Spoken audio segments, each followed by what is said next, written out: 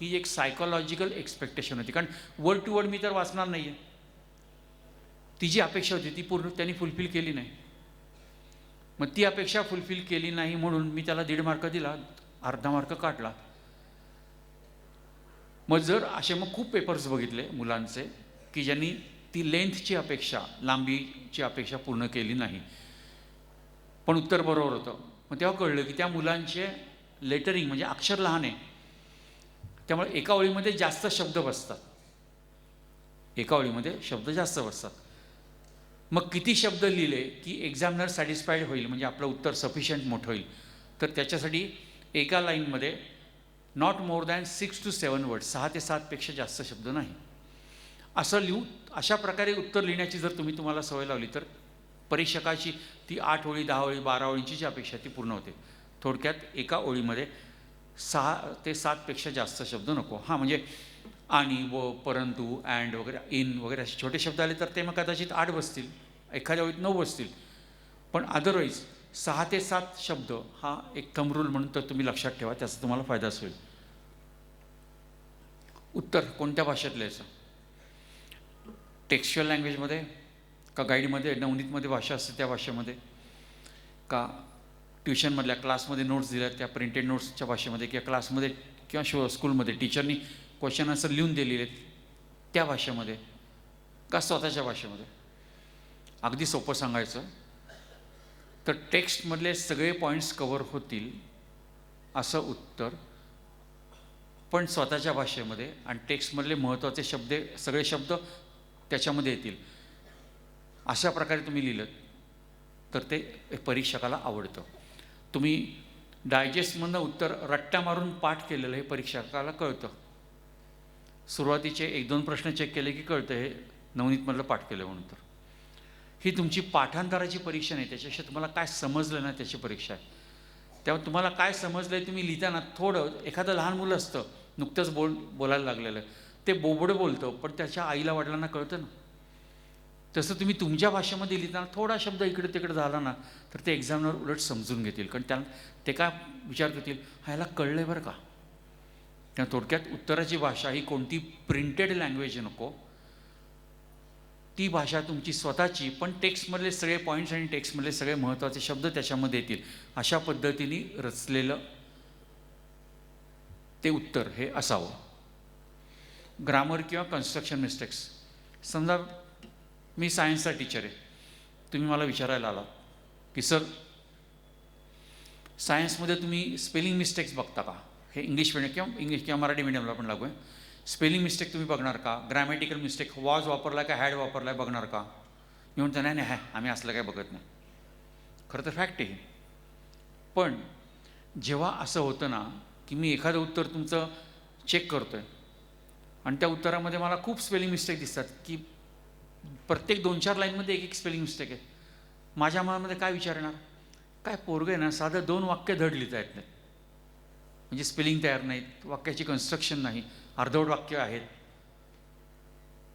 मग त्याच्यासाठी मी मार्क कापणार का? नाही, कारण मी सायन्सचा टीचर आहे ना, स्पेलिंगसाठी मार्क कापण्याचा मला अधिकार नाही. पण मग ती निगेटिव्हिटी जी कुठं कॅरी होते, त्या निगेटिव्हिटीतनं कुठंतरी माझ्याकडनं तुम्हाला 2 पैकी 1.5 मार्क दिला जाणार आहे.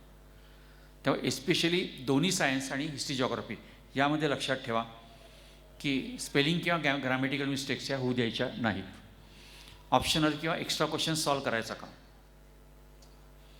खरं तर सुरुवातीला नाही, माझ्या दृष्टीने तर कधीच नाही, कारण जे करायचं तेच व्यवस्थित मी सांगतो तसं प्रेझेंटेशन, अंडरलाईन, बॉक्स वगैरे सगळं करून करायचं.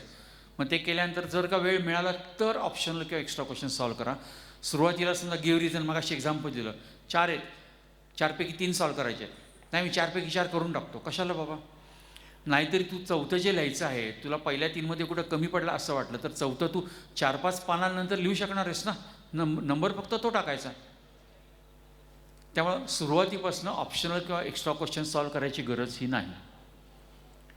सगळ्या सब्जेक्टचे क्वेश्चन पेपर्स हे सिरियली सॉल्व करायचे, 1 2 3 4 5 6 7 काय असेल ते सिरियल सॉल्व करायचे. उगाच उड्या मारल्या, आधी 5वा क्वेश्चन सॉल्व केला, मग दुसरा केला, मग पहिला केला, असं काही करू नका, सिरियली सॉल्व करत जा. मॅथमॅटिक्समध्ये एस्पेशली बरीच मुलं चांगली असतात, आणि त्या एखाद्या मुलाला वाटतं की मी शेवटच्या क्वेश्चन नंबरपासून स्टार्ट करतो. का? तर शेवटचा क्वेश्चन बाहेरचा आहे ना. मग एक्झामवरती इम्प्रेशन पडेल की वा वा, या मुलांनी बाहेरचा क्वेश्चन पण किती छान व्यवस्थित बरोबर सॉल्व्ह केला आहे. अरे बरोबर आहे, मान्य आहे, ते इम्प्रेशन पडेल. पण एवढं करून तू उलट्या क्रमाने येताना 5 4 3 2 1 करताना 1 नंबरचा जो क्वेश्चन जो एका मार्काचा आहे त्याच्यामधली एखादी सम जर का तू रॉंग सॉल्व्ह केली तर तुला तो मार्क देणार नाहीच आहे ना. म्हणजे तुला सम बरोबर सॉल्व्ह केली तरच मार्क मिळणार आहेत, चुकली तर नाहीच मिळणार आहेत. त्यामुळे तुम्ही परीक्षा एक्झामिनरची घेऊ नका किंवा तुमची स्वतःची पण घेऊ नका, सिरियली जा. मॅथमॅटिक्समध्ये सुद्धा क्वेश्चन नंबर 1 2 3 4 5 याच सिक्वेन्सनी प्रत्येकाने जायचं आहे. उगाच नंबरिंग चेंज करू नका. आता मॅथ्स सब्जेक्ट वाईज आता चालू होईल. आत्तापर्यंतच्या इन्स्ट्रक्शन या जनरल इन्स्ट्रक्शन होत्या. आता सब्जेक्ट वाईज सुरू झाल्यानंतर तुमचा इंटरेस्ट उलट वाढेल किंवा मॅथमॅटिक्सचं प्रेझेंटेशन कसं करायचं, ते करताना कशी काळजी घ्यायची. फक्त लँग्वेजेसमध्ये मी जास्त बोलणार नाही आहे, स्लाईड्स तुम्हाला पटापटा फक्त दाखवीन, त्या तुम्हाला कळतील, पेरेंट्सला नाही कळायच्या पण मुलांना कळतील. त्याच्यात तुम्हाला फ्रॉम प्रेझेंटेशन पॉईंट ऑफ व्ह्यूने जे काय घ्यायचं ते तुम्ही घ्यायचं आहे. मॅथ्स 1 2. नेक्स्ट, ग्राफ्स आणि डायग्रॅम्स याची प्रॅक्टिसही करायची आहे. खूप वेळा मुलं ग्राफ, हां मग आता पॉईंट सायमल्टेनियस इक्वेशन, एक सामायिक समीकरणं, पॉईंट प्लॉट करायचा 5 3, हां मग 5x चा 5 इथं येईल आणि yचा 3 इथं येईल, असं मनातल्या मनात प्लॉट करतात. असं नाही करायचं. असे ग्राफ्स आणि डायग्रॅम्स याची प्रॅक्टिस तुम्ही करा. इवन खूप वेळा असं ऑब्झर्व केलेलं आहे की सर्कल ड्रॉ करायचं असतं पण ते सर्कल पण नीट ड्रॉ करता येत नाही, कारण कधी घरी केलंच नाही ना. त्यामुळं त्याची प्रॅक्टिस ही तुम्ही इंडिपेंडंटली घरी जाणीवपूर्वक करा, तरच तुम्हाला एक्झाममध्ये डायरेक्ट ते करता येईल. हे काही काढलेल्या फिगर्स आहेत त्या नीट बघा. स्केल कसा व्यवस्थित मेन्शन केलेला आहे, फिगर डायग्रॅम व्यवस्थित ड्रॉ केलेला आहे.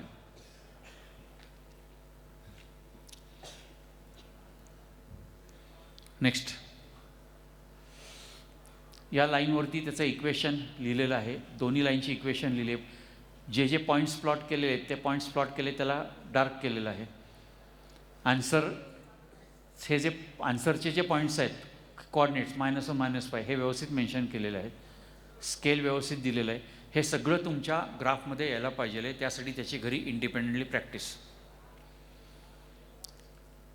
पाय डायग्राम, पाय डायग्रामच्या बाबतीत एक लक्षात ठेवा की जर तुम्हाला पाय डायग्राम ड्रॉ करायची वेळ आली, मे बी ती जॉग्रफीमध्ये येईल, सायन्समध्ये येईल, मॅथमॅटिक्समध्ये कुठे येईल, जर पाय डायग्राम ड्रॉ करायची वेळ तर त्याची रेडियस आहे ना, ती रेडियस मिनिमम 4 सेंटीमीटर आणि maximum 6 centimetre, 4 to 6 centimetre radius त्रिज्या ही घेऊन पाय डायग्राम ड्रॉ करायचा आहे. त्याच्यापेक्षा कमी नाही किंवा त्याच्यापेक्षा जास्त नाही. Next, next, next. मॅथमॅटिक्समध्ये science therefore is equal to म्हणून बरोबरची ही चिन्ह असतील किंवा इक्वेशन नंबर, समीकरण नंबर 1 2 3 असतील, ही एकाखाली एक छान अशी यायला पाहिजे. प्रत्येक स्टेपला sign therefore is equal to हे यायलाच पाहिजे आहे. नेक्स्ट, आज घरी गेल्यानंतर तुम्हाला माझ्याकडे एक एक्सरसाइज आहे. मी आता बरंच सांगितलं पण यापुढे पण बरंच सांगायचं आहे मला. तो एक्सरसाइज काय आहे, मला एक 20-25 मिनटं तुमची पाहिजेत, पण घरी गेल्यानंतर आठवणीत ते काम करायचं. मॅथमॅटिक्सच्या कोणत्याही 5 सम्स घ्या, 5 गणितं घ्या, अगदी 1 मार्कवाली नाही, जर 3 4 5 मार्कवाली मोठी गणितं घ्या जी तुम्हाला येत आहेत ती. बरं का, मी तुमची गणिताची परीक्षा घेत नाही आहे. ती 5 गणितं मी सांगतो तशी सॉल्व्ह करायची. मी सांगतो म्हणजे काय, तुम्ही तुमच्या पद्धतीने करणार, मी काही शिकवत नाही गणित तुम्हाला. पण फक्त एकच नियम पाळायचा की 2 स्टेपच्या मध्ये एक लाईन गॅप. उदाहरणार्थ क्वाड्रॅटिक इक्वेशन आहे, ते इक्वेशन आधी कॉपी केलं, ते पहिल्या लाईनवरती आलं. आता मला त्याची मिडल टर्म स्प्लिट करायची आहे. ती मिडल टर्म स्प्लिट मी सेकंड लाईनवरती नाही करणार, ती थर्ड लाईनवरती करणार. आता मला कॉमन काढायचं आहे, कॉमन मी चौथ्या लाईनवरती नाही काढणार, 5व्या लाईनवरती काढणार. थोडक्यात प्रत्येक 2 स्टेपच्या मध्ये माझी एक लाईन गॅप गेली. अशा एक लाईन गॅप एवढा एकच नियम फक्त डोक्यात ठेवून मला 5 गणितं सॉल्व्ह करून द्या. मी आता इथे जी काही 2-4 हजार मुलं आहेत इथली बाहेरची सगळी मिळून सगळ्यांशी बेट लावतो, एकाला पण जमणार नाही, एकाला पण जमणार नाही बेट माझी. तुम्हाला त्यात काय आवड आहे, फक्त एक लाईन गॅप सोडायची, बाकी तर आमच्या पद्धतीने आम्हाला जी येतात गणितं तीच करणार ना आम्ही. हो, कसं होतं हा पण एवढ्या वर्षाचा एक्सपिरियन्स आहे. पहिलं गणित सोडवताना तुमच्या